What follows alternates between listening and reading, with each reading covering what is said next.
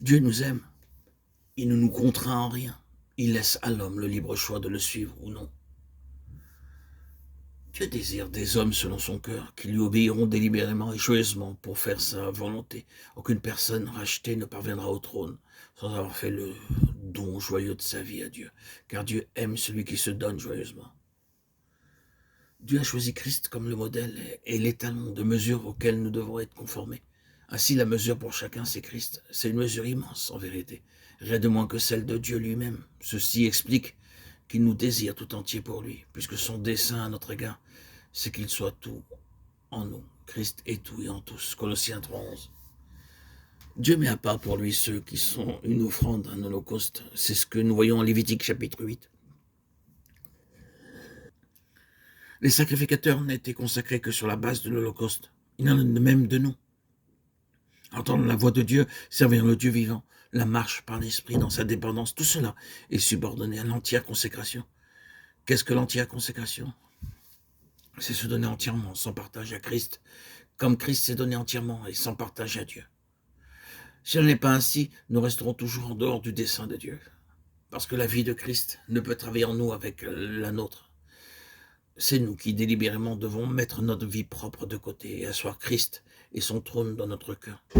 Ce choix nous appartient. Mourir à soi-même est impossible si de tout cœur nous n'avons pas fait ce choix.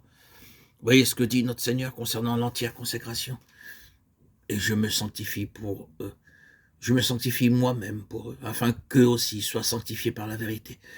Jean 10:19. Qu'advint-il des Lévites? Ils furent donnés à Aaron, le souverain sacrificateur. Tu donneras les Lévites à Aaron et à ses fils. Nombre 3:9. Aaron est un type de Christ, notre souverain sacrificateur céleste. De même, en nous consacrant entièrement, nous devenons sa propriété, sa possession, son héritage.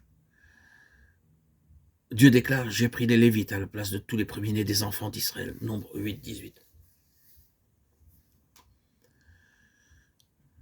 J'ai donné les Lévites entièrement à Aaron et à ses fils. Les premiers-nés nous parlent des prémices et de la vigueur spirituelle de ceux qui se donnent entièrement à lui. Dieu désire que tout son peuple, tous ses rachetés, soient comme des prémices, c'est-à-dire ceux qui atteignent la maturité avant les autres. En raison de leur désobéissance, beaucoup de croyants négligent la grandeur de leur salut et ont une maturité bien retardée. Ils sont en voie de perdre leur héritage. Pour cette raison, Dieu aujourd'hui adresse encore à son peuple que nous sommes son appel à venir à lui pour nous consacrer entièrement afin d'être mis à part pour Christ et incorporés pour bâtir avec lui sa maison spirituelle. Aussi, ce que Dieu n'avait pu réaliser avec tout Israël, il le réalisera avec les Lévites. De même aujourd'hui, que le désir et la volonté de Dieu est que tout son peuple soit un peuple de vainqueurs. Il sait cependant que tous ne le suivront pas.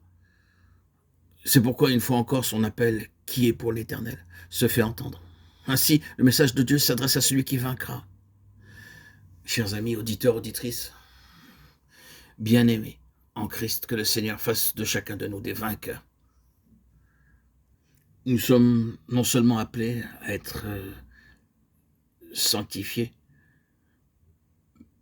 des vainqueurs, mais nous sommes appelés à être des saints. Tout croyant est déjà sanctifié en Jésus-Christ, et il doit le devenir en expérience.